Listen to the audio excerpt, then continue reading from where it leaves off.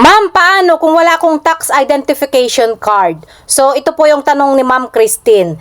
Kung wala po kayong tax identification number, kailangan nyo pong kumuha. Kung wala kayong time na pumunta sa BIR, marami po ang nag-a-assist online. Pero siguraduhin nyo lang guys ha, na hindi yan scammer. I-background check nyo muna para sigurado. Dahil hindi po pwede na wala tayong tax identification number guys. Hindi po yun ang kagustuhan natin ang masusunod, kundi yung gusto ni Meta. Kung gusto mong sumahod, ibigay mo kung ano yung hinihinging requirements ni Meta sa'yo. Para ka lang din nag-a-apply yan guys sa trabaho. 'Di ba kapag nag-a-apply tayo sa work, mayroon yung mga requirements na hinihingi sa atin ng company, 'di ba? So ganun lang din guys dito kay Meta. So sa mga nagsasabi guys na pwede naman daw gamitin yung national ID, yes, pwede po yun. Pero hindi po siya 100% na sigurado kasi yan din yung ginamit ko sa account ng asawa ko, national ID niya.